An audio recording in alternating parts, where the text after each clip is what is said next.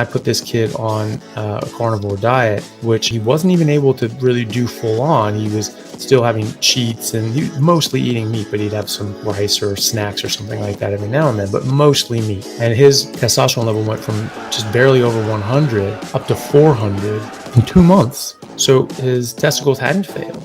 They could make testosterone. It's just they were being held back by the things that he was eating. It just made a massive, massive difference. And that's still going up. He's still getting better. He's not all that strict about it, but he's eating predominantly meat.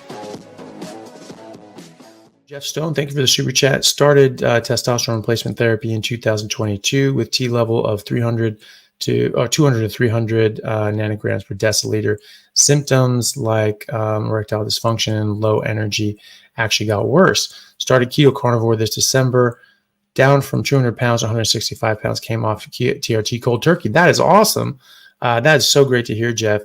It's funny because, I've seen people on TRT who have, decent levels of testosterone, certainly came up from where they were before, then go on a carnivore diet and feel so much better. And then they come off TRT and their normal testosterone production actually exceeds the level that they had on TRT, which is fantastic. And I see people, young men, late teenage young men who have come in with very low testosterone, like around 100 nanograms per deciliter. His 19-year-old kid should have testosterone squirting out of his ears. And yet, basically, hypogonadism, basically a primary testicular failure. So if he went to a normal doctor and they test, oh my gosh, you're not producing testosterone, you need to go on TRT the rest of your life. Stan Efferding is one of these people, and he went to college. He just wasn't, lifting weight, trying to get in shape, and his testosterone level was just flatlined, right? And they went to the doctor and said, oh, you need to go on TRT. Well, I have had those patients. And then Stan decided to then, serially abuse these steroids and things like that for the rest of his life, which is certainly going to cause health ramifications with the level of abuse that he's done. But the problem is with that, I think he was done a real disservice as a kid because he may not have needed that at all in the first place, right? Because I've had patients in that exact scenario that normally the doctor would be like, oh, you got to be on testosterone the rest of your life. They wouldn't have tried anything else. And I put this kid on a carnivore diet, which he wasn't even able to really do full on. He was still having, cheats, and he mostly eating meat, but he'd have some rice or snacks or something like that every now and then, but mostly meat.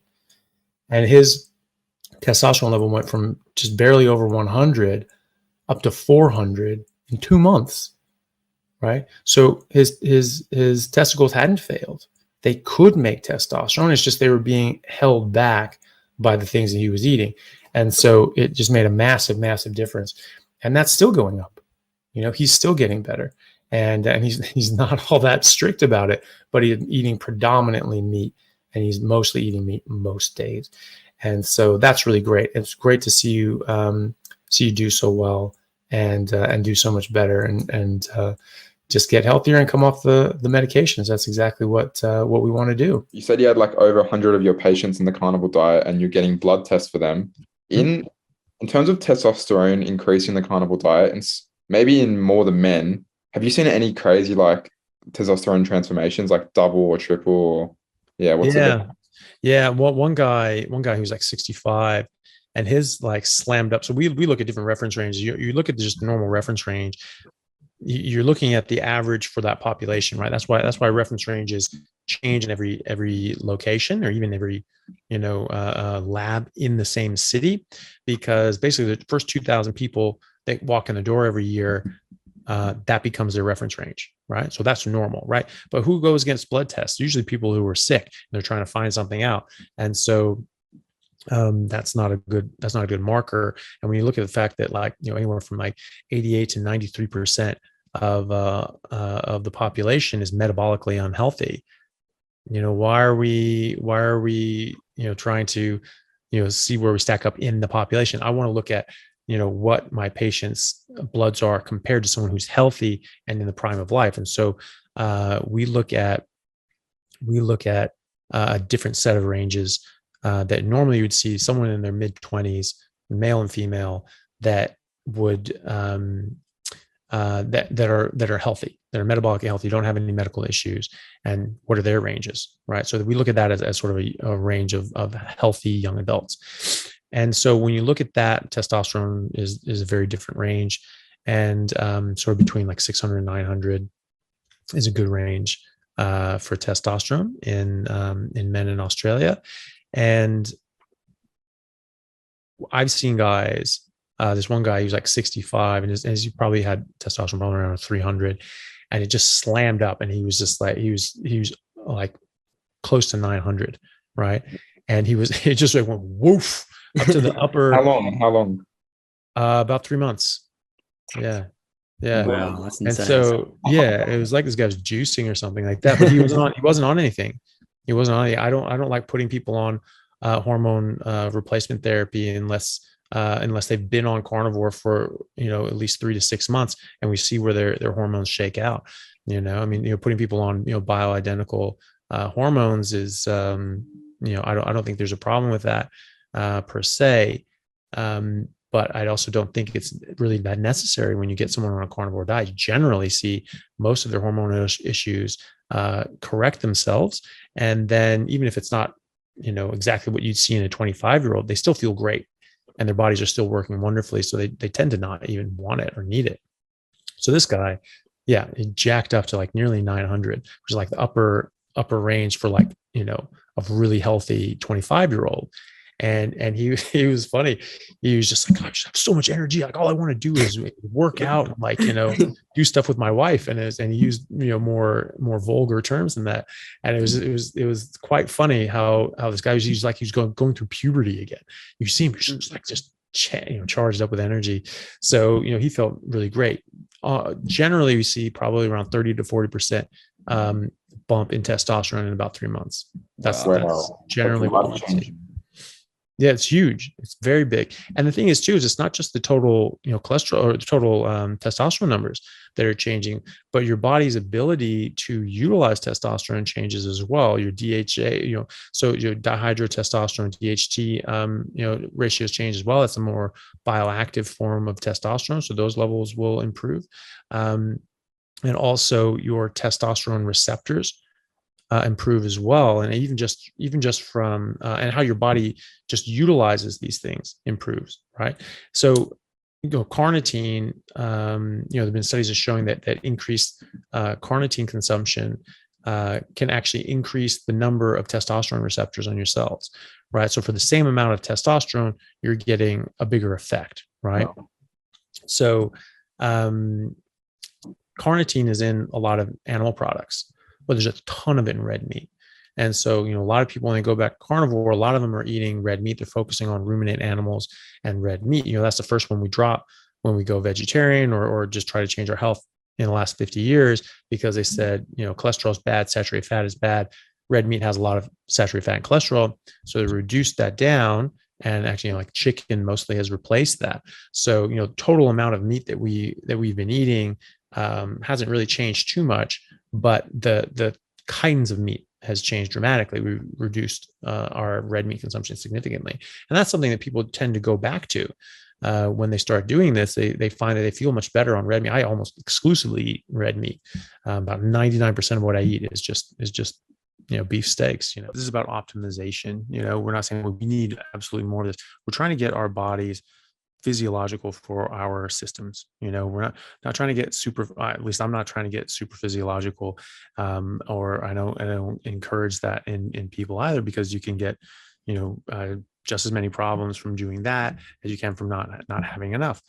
So it's about optimizing, and there's so many different things that come into that. And just speaking generally, being on the diet of that's biologically appropriate, that your body was designed to eat, obviously is going to optimize that. And being optimal is the key word there, not massive numbers, because more isn't always better, and so it's all about optimization. And there are a lot of lot of reasons for this that we probably won't be able to cover in just one talk, and certainly, I don't know all of them. I don't think, no one knows all of them yet either. But when you eat biologically appropriate diet, your hormones are going to be optimized. That's just all there is to it. And so, regardless of what's happening, regardless of the mechanisms, it will be optimal. You can take that to the bank. Some specifics with testosterone, again, having enough cholesterol, having this dietary source of the precursor for your hormones, getting enough sunlight, vitamin D. This is very important. You can think of vitamin D as a hormone as well. It's very important. It has a hormonal property in your body.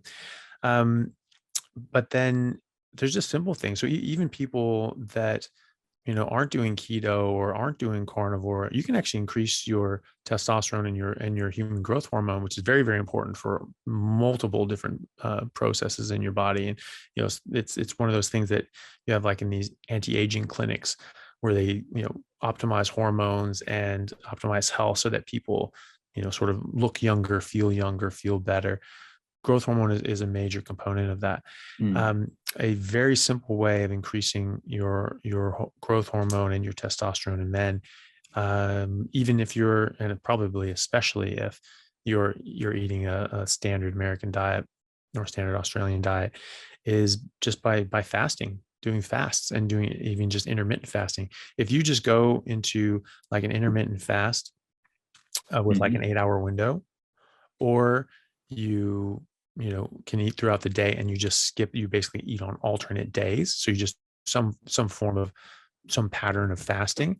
This has actually been shown in studies to double. Oh, sorry. Is it double? No, I think it's 50%. Increase your testosterone by 50%. Wow. And your growth hormone by 50%.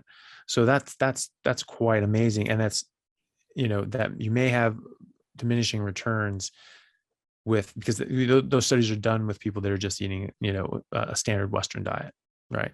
And so, part of that's going to be that you're just sort of getting away from things. You're eliminating all that processed shit, and so I don't know how much more you get out of that by being on carnivore, but it's certainly something that's interesting. I've also seen in my patients that their testosterone will, within a matter of months, for like middle-aged men, will actually jump up 25 to 30%, sometimes a little more. And, they probably have, low T. This would be someone that would qualify for, testosterone replacement therapy, which is, it's fine. I don't have a problem with it, with people doing that, getting back up to a physiological level. But the point is that going on a carnivore diet, you may not even need to do that. And so, you have people that, would be in that, qualify for, TRT, but now all of a sudden they're on carnivore for 4 months and now they don't even need it.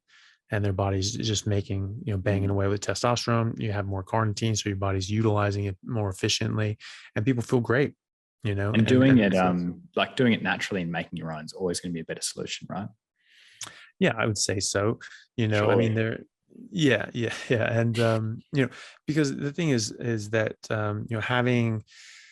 having your body work the way it wants to work, there's a lot to be said for that. Now, when we age, we're just not going to be producing hormones in the same way as we are in our, late teens and mid 20s. You're just not. So the thought is on these replacement therapies is that you're getting back to sort of how you were in your 20s. And, is that bad? It's like, well, if it was bad for you, wouldn't that have been bad in your 20s? And so that's the argument. So it just goes about, how people feel. And, as you age, you're just not going to make, hormones the way you used to. But, you can, just like people going into on a ketogenic diet can come out of menopause, given that it's not entirely too late. You can actually just give HRT and simulate a woman's cycle and actually continue their fertility years.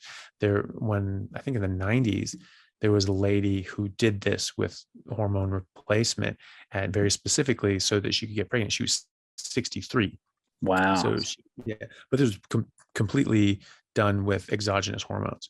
Right. There Okay. wasn't. Yeah. So it was just like they gave her a pattern of hormones exogenously that mimicked her normal cycle, and her body actually ovulated. Which is great. And so Which is she was able to. great, or is it, I don't know, playing with nature? What do you think? Well, I think, who knows if it's great. Great for her, I guess, if she wants to have a baby.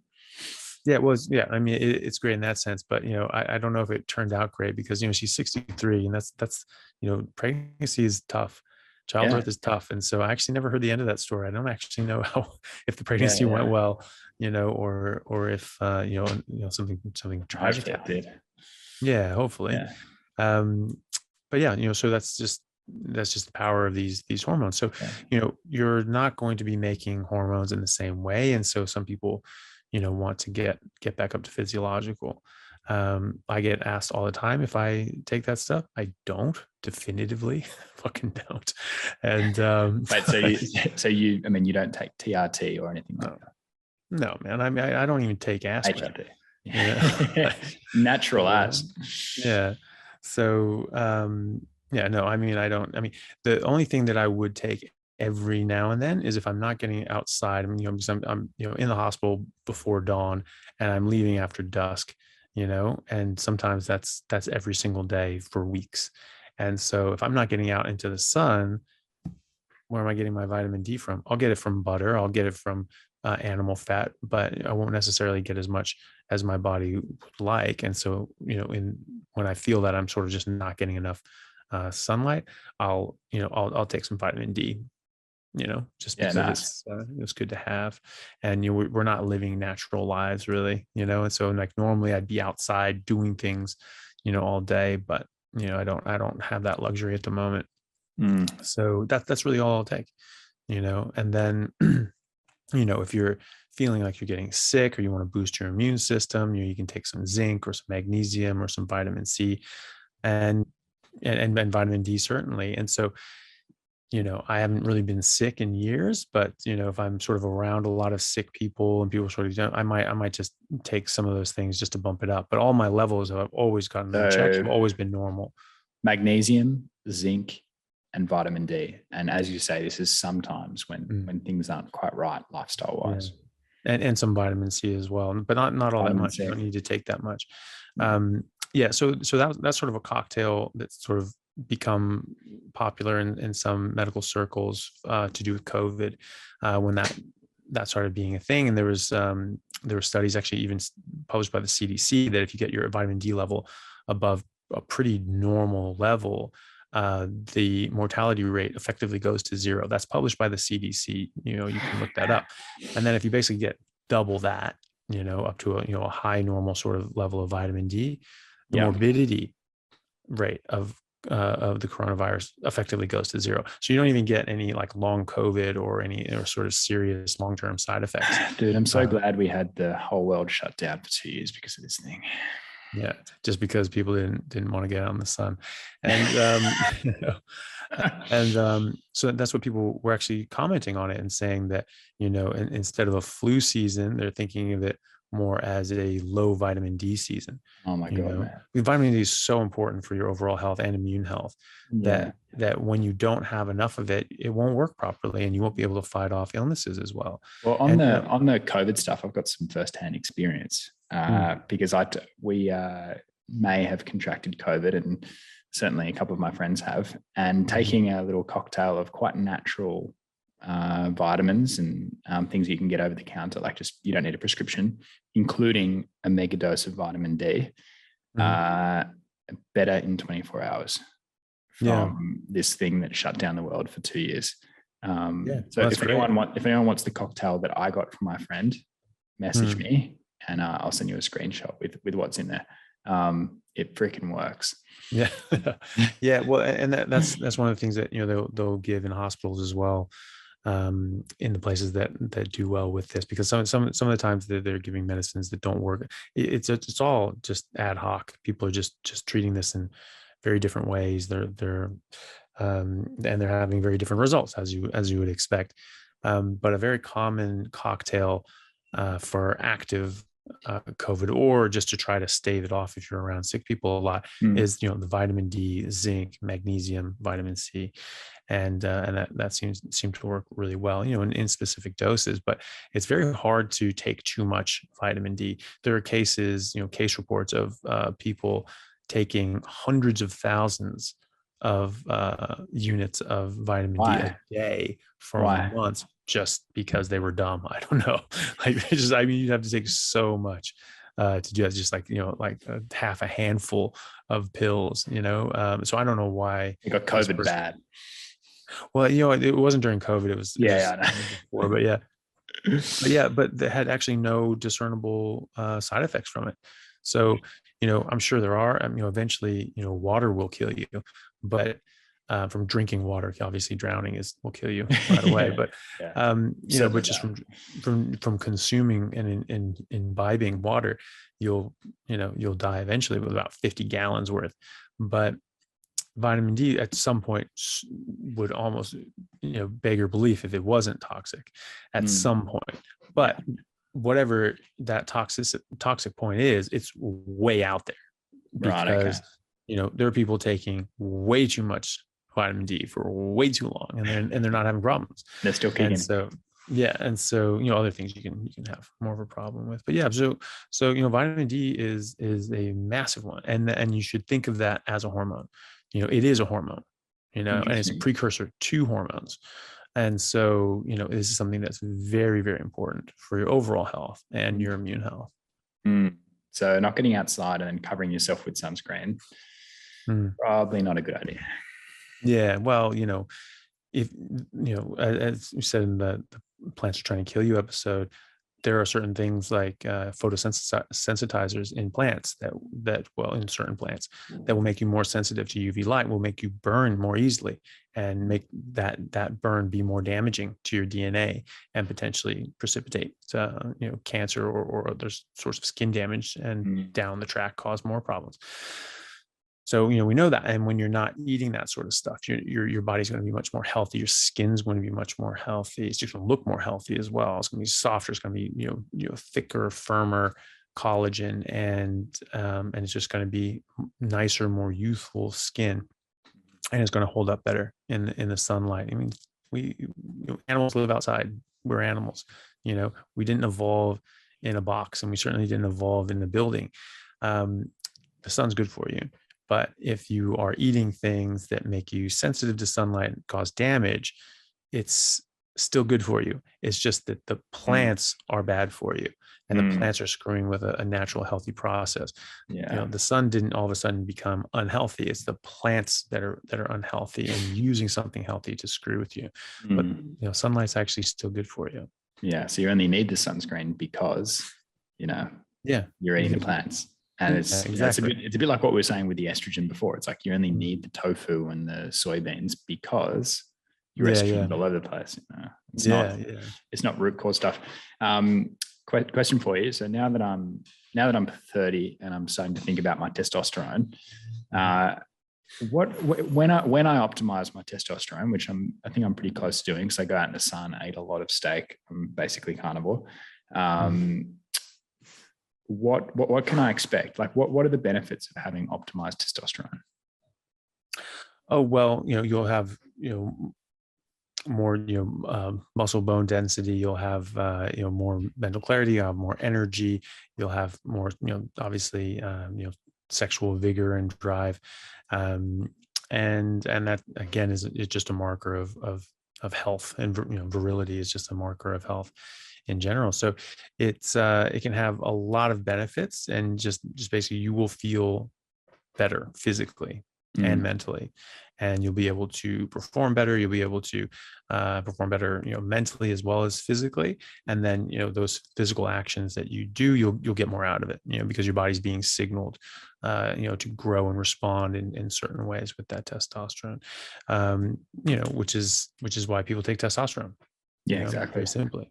But at the same time, you still need to stimulate your body. I was, I went to college with people then, and some of them used that sort of stuff, but it was always funny because it was generally the ones that actually weren't working all that hard that had to use it because they just wanted a shortcut.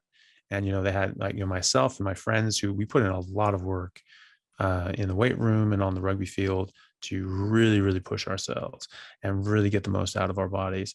And these guys really didn't, and so they sort of used that. And, there was one guy who was a roommate of a good friend of mine. I mean, and this guy would go to the gym basically every day and lift. And his roommate, we always invite him like, hey, you want to go? Sometimes he'd go, maybe like once a week, but we would go at least 4 to 5 times a week. And he would show up once. This kid was doing steroids. He wanted to be big and strong like us. Do the work, like, yeah, man. I'm going to do this. And he did. And he just did like, multiple different steroids. And the guy wasn't working out. So he's doing all this damage to his body. He's taking all this risk legally and all this expense financially and from his health perspective. And he's not even doing anything with it. So the guy did this for months. He looked exactly the same as he did before that. And it was just like, and he didn't really look like he was someone who worked out a lot, And so you need the stimulus. Yeah. Well, and like he felt good, he's probably just coursing with hormones. He's like going through puberty, like, yes, but like, he wasn't, actually utilizing it. And so he didn't get the physical adaptations that he could have had, but he could have gotten a lot of results just by putting in the work. And that's the thing. It's hard work that does it. It's not the chemicals. It's not, just adding to it. Your body will do that for you. If you treat your body well and you push yourself and you work hard, your body's going to do just fine. Like, you don't need those things.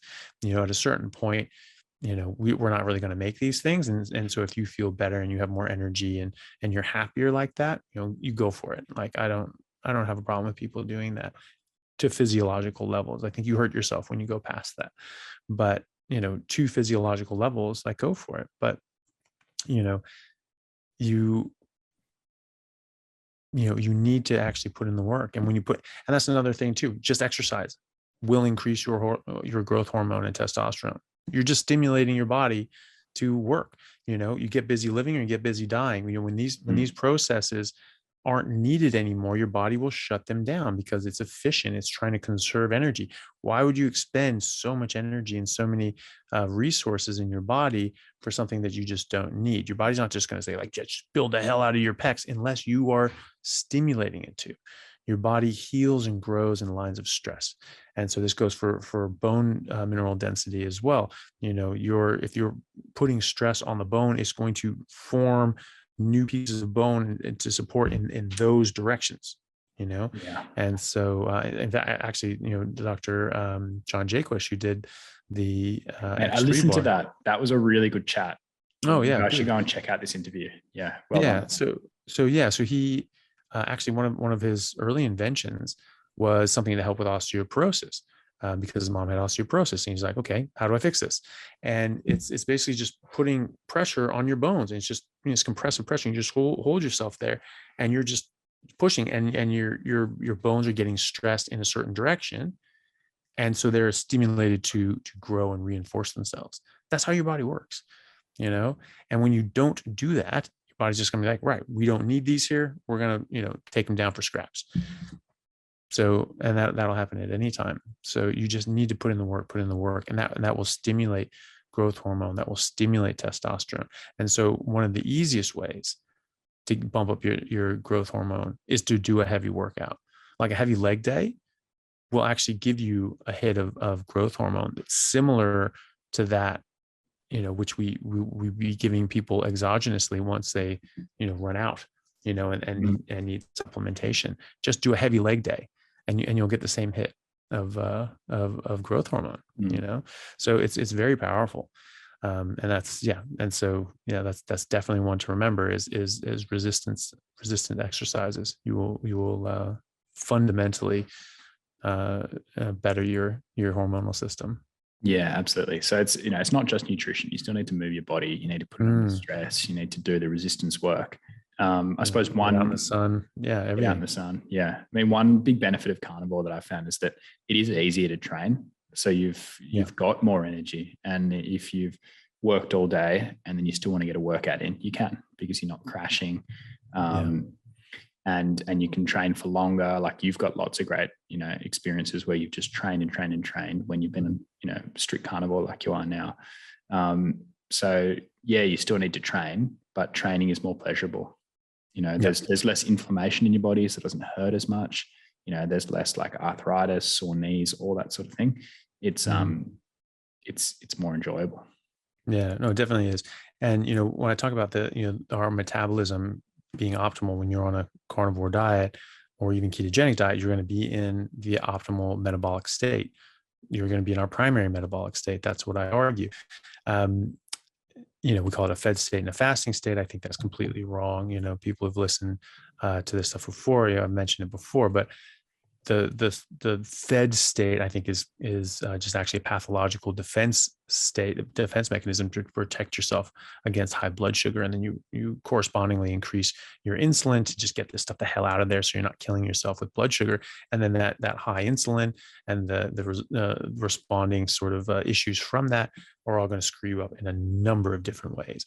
And we see this in many, many disease processes. So when you don't have that in your system, your body actually works very, very well and very normally. So when you stimulate your body to go in a carnivore metabolism, you actually do just feel better, because that's how we feel better, is when we burn more energy. So this is why people drink coffee or they take stimulants, because that forces your body to burn more energy. And so you're burning hotter and you feel good because you're burning more energy. Well, most people have to take an energy drink or a supplement to force their body to start burning more energy so that they feel good enough to go work out. Whereas, you or I will start working out and our body will produce the exact amount of energy that we need for what we're doing. Start to feel better instantly.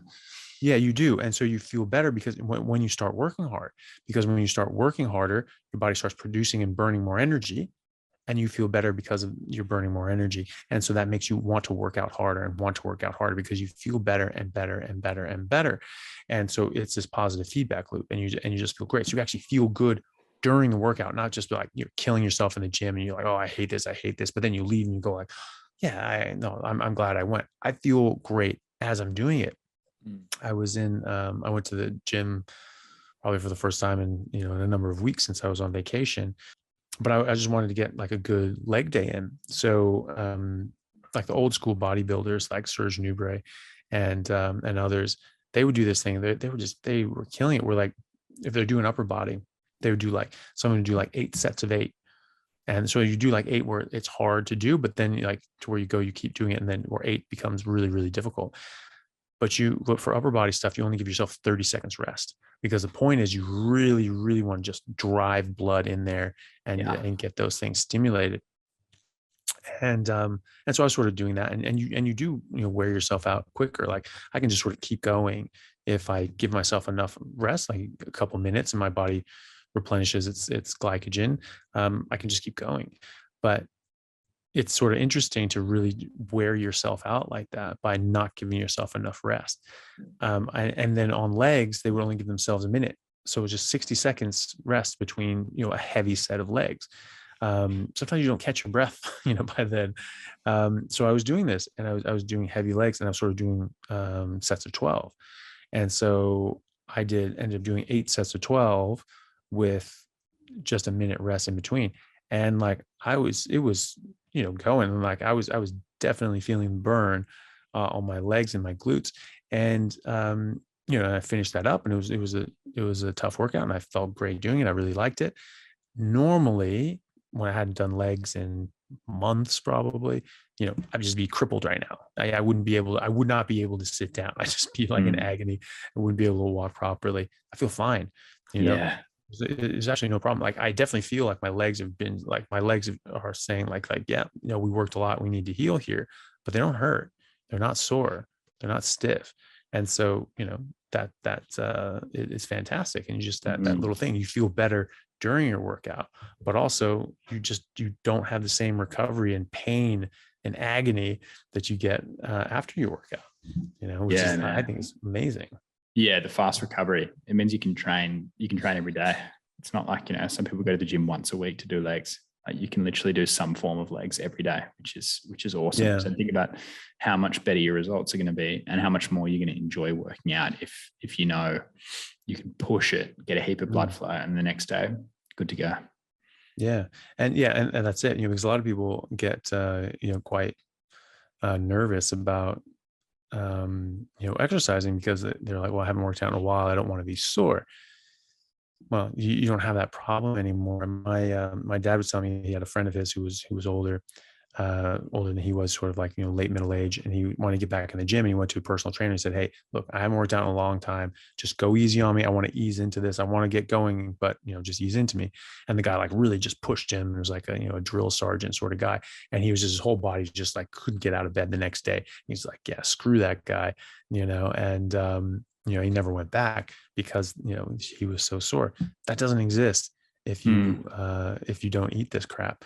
And, it's very hard for people to believe, but all you have to do is do it. Just try it, stop eating that crap for 2 weeks. You will not be able to get sore. I guarantee you. It just doesn't happen. And you'll notice things like the aches and pains in the morning in certain areas have gone. Like, if you've got sore ankles in the morning or knees, or what have you, you just completely forget about it. Or back, like even sort of lower back. So many people have back pain, and I'm convinced it's inflammation from eating processed foods. It is, and you can have injuries, and you can have wear and tear and arthritis, but the pain that you experience is going to be very, very different depending on what you eat. So I've had back pain since I was 15 years old. I've always played very aggressive sports that are very taxing on your body. I had 2 desiccated discs on an MRI when I was 20. And so I have lower back pain, and even now it's a bit sort of like get certain positions, or sort of like bending over, like getting socks on, or whatever, and I'm just like get like a bit of a like kind of a discomfort, but it's nothing that limits me. It's just something that I notice every now and then. Contrast that with eating any amount of carbs or rice or beans or anything like that. Even just like the last time I had any of that garbage, it was sort of on a plate that I went to a restaurant, and it sort of was just on it, and I was trying to scrape it off, but it just didn't get everything off. And so I was like, all right, well, is it that big a deal? Let's see, dose mix the poison. And my back felt like someone was stabbing me in the spine for 4 days after that. I was just in absolute agony. I have, I have, just, some arthritis issues on my patellar tendon, or sorry, not my patella, not my patellar tendon. And, that's just from years of, doing kickboxing and knee strikes and then rugby, and just stuff wears down. The rest of the knee is perfect, but that part's, uncomfortable. And so I had an MRI, and it showed, this issue. And the radiologist I was talking to, he's just like, that right there, that knee would keep me in bed. I would not be able to get out of bed with that knee. And I was like, I don't even notice it, like doing certain things, it'll be, noticeable, but it's noticeable. It's not a hindrance. It does not cause me any real problems. I mean, like naturally, like imagine our sort of ancestors or hunter-gatherers, they would have had so many busted ligaments and patellas and, all sorts of injuries, impact injuries along the way. And they weren't constantly in pain or bedridden, maybe they were when they ate the wrong thing, but. Yeah, well, and the thing is that there aren't really as many examples of arthritis in those natural cultures as well. And there was a story that I read, first of all, like the Maasai in Africa, like when living traditionally, they just don't get the diseases that we get, and they don't get arthritis. And there was an interview with one of these guys where he was talking about, like, his dad actually was a trader, and he interacted with people in the cities, and so he would bring whatever the Maasai had to sell and trade into the cities. And so he would have these lunches and these dinners with different sorts of people, and they'd have sweets and candies and desserts or whatever. And he would sort of eat that stuff when he was out, interacting with the Western, cultures. And so he was mostly eating what the Maasai always eat. But just that, just eating that much, this guy was saying that this guy, he started getting arthritis when no one gets arthritis, and he had knee problems and back problems. And, the guy like died in his 90s, which is super weird because normally like that's young, for these guys when you normally live to 120, and, so it's interesting. Yeah, your body just shouldn't just fall apart like that, structurally. Just shouldn't just break down. And when you're out in the wild and you need to hunt to live, and you need to fight off panthers and saber-toothed cats. Yeah, you don't want to have a bit of arthritis in your knee, so you can't get away. So, oh, that's my back, and hold on, hold tight. yeah. I mean, that's it. That's your lunch at that point. Yeah, exactly right. So, yeah, and people don't realize this. They think that people just broke down and just died so early and so young. It's not true. You look at Alexander the Great. He died young. But what about his generals? He had some of his one of his generals, cavalry generals, was there fighting on the front line. Dude was like 76, and he was in the battles fighting on a horse. 76, right? What? How many 76-year-olds do you know that are able to ride around on a war horse, sword fighting with people and winning, and his pikemen, they had these special Macedonian sort of spearmen. They had sort of 5 ranks of spearmen with these very long, sharp, shredded ass spears, and so you had to get through 5 waves of things trying to stab you just to get to the first guy. So it was very difficult. I mean, they absolutely just destroyed all these different militaries because they just, you couldn't get through that porcupine sort of formation. Their guys' ages ranged anywhere from 20 to 60. Wow. So you had 60-year-olds there with I think it was like a 14 or 16 foot long spear with a heavy weight at the back and a big like 5 foot long blade at the front. And that's not light. And you're there in formation, stabbing the hell out of people and doing this, time after time after time for years, and in their 60s, you know what I mean? And, generals in their 70s going around fighting on the front lines. So, our bodies are actually designed to hold up a lot better than we give them credit for. And it's not like Alexander the Great, and his warriors were all carnivores. They probably ate a lot of meat. The Greeks knew that meat was very important, but they would eat other things as well. And so, we just are really on the other side of that, where we're eating so much of this toxic junk that we just think it's normal for the body just to break down and crumble to dust. Totally. All right, I think that's a good place to wrap up. Great combo on hormones. We went all over the place. Bottom line, get your hormone health right, because there's a wonderful life out there to be lived if you do get it in check. Yeah. Well, and also is just this is just another piece in the puzzle of optimizing your health.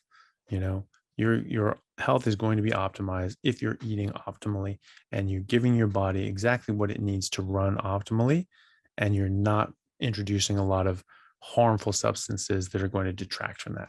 And so this is just another piece of that puzzle, showing that this is how these certain things can help optimize your hormonal health. But it's doing so many other things as well to optimize your health in other ways. And so that's really what it's about. And if people want to do something outside of that, I'm happy for you if you want to do whatever you want to do. I'm just trying to tell people what I think the evidence shows to be optimal. And so if you want optimal, this is what I think it is. And you can try it for yourself and see what you think.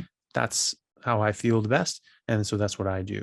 And if someone wants to do that, that's great. And if they don't want to do that, that's fine. We're just trying to give people information and help them make a good decision for themselves.